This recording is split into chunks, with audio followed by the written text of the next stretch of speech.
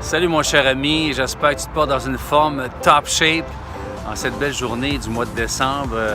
C'est quand même frais, mais c'est confortable dehors. Alors je me suis dit, je vais faire une capsule aujourd'hui sur un sujet qui me touche beaucoup et on entend parler beaucoup ces temps-ci, le suicide chez les jeunes et même chez les adultes. Je sais que c'est un sujet qui peut être lourd, mais qui existe et qu'il ne faut pas ignorer. Puis pourquoi que les gens...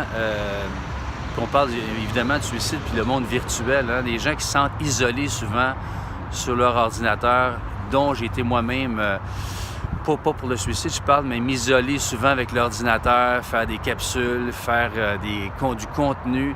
Et des fois, bien, le danger qui nous guette d'être longtemps sur l'ordi, c'est parce qu'on s'isole, hein? Puis on a l'impression des fois qu'on est en connexion avec le monde entier. C'est vrai qu'on est en connexion d'une certaine façon avec le monde. Est-ce qu'on est en connexion réelle et avec nos tripes? Avec notre cœur au ventre, ça c'est une autre histoire. Puis c'est pour ça probablement qu'il y a des gens qui se laissent prendre dans le piège du monde virtuel. Il faut juste faire attention.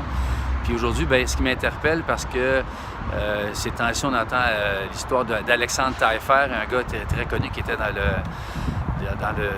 les Dragons, et puis son garçon qui est passé à l'acte à un moment donné, puis c'est touchant son message, parce qu'il se fait le porte-parole vraiment à cette cause qui touche beaucoup d'hommes et de femmes, mais chez les hommes particulièrement. Puis pourquoi je parle de ça aujourd'hui? Parce que les hommes dont je fais partie, on a une tendance à être plus dans notre tête, hein, puis de garder pour nous autres, puis d'attendre qu'on sente vraiment un gros malaise, une dépression, un burn-out.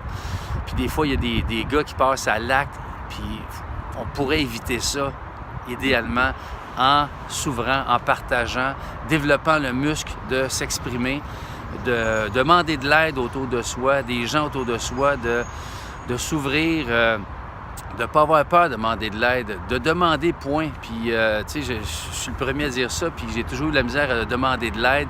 Je le fais de plus en plus. D'ailleurs, je travaille en équipe depuis au moins 8 mois.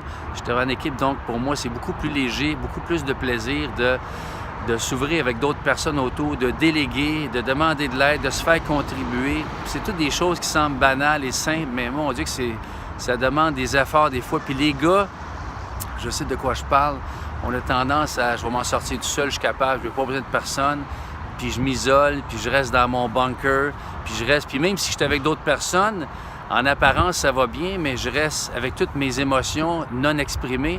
Et ça devient lourd à la longue. Puis ça m'empêche d'avoir accès à mes possibilités, des opportunités qui existent à tous les jours. Puis je suis dans mon mur d'isolement, dans ma prison intérieure. Puis ça, il y a moyen de briser ça en s'ouvrant. Et c'est pour ça qu'on a créé des groupes. C'est nouveau, on démarre une nouvelle cohorte ce soir, un groupe de mastermind, aventure mastermind pour hommes. Puis je ne suis pas ici pour vendre quoi que ce soit, c'est simplement pour dire que je le fais parce que ça fait longtemps que ça m'interpelle de m'adresser aux hommes. Puis là, on passe enfin à l'action avec mon équipe pour pouvoir donner une plateforme aux hommes, pour pouvoir s'exprimer dans une conversation, comme on dit, no bullshit, sans masque, et avec nos couilles, nos tripes, puis dire les vraies affaires. Puis souvent, bien, entre hommes et femmes, c'est possible aussi. C'est le fun des groupes mixtes. Mais entre gars, des fois, on va se permettre d'aller plus loin, puis on va se permettre d'avoir des conversations qu'on n'aurait peut-être pas autrement, pour justement, après ça, être encore plus dans notre masculinité en ouvrant ce qui est dans le chemin. Alors, c'est ça, dans un climat de confidentialité, évidemment, de respect, d'ouverture, de solidarité et dans l'authenticité, évidemment. Donc, aujourd'hui, c'est ça, ça me touchait la cause des suicides que j'entends, puis que c'est pour être évité parce que c'est de créer l'espace. En tout cas, jusqu'à un certain point, des fois, on a la prétention qu'on pourrait éviter tout ça, jusqu'à quel point que on peut, mais en tout cas, on peut créer le plus possible de possibilités, d'espace autour d'écoute, de compassion puis d'ouverture pour que les gens, nos jeunes, nos adolescents, moi j'en ai un de 16 ans, et j'ose espérer qu'on a une proximité, puis ça ne veut pas dire qu'ils veulent toujours parler avec nous autres, mais c'est de créer une ouverture, puis d'être proche, puis d'oser nous autres mêmes, adultes, ça commence avec nous, hein, d'exprimer ce qu'on ressent, ce qu'on vit, et de ne pas se mettre sur un piédestal. Hein. Tout le monde a vécu des défis. J'ai vécu la mort de mon père, j'ai vécu l'intimidation plus jeune, du rejet, j'ai vécu une faillite, j'ai vécu toutes sortes de défis, comme vous tous. Tout le monde vit des défis.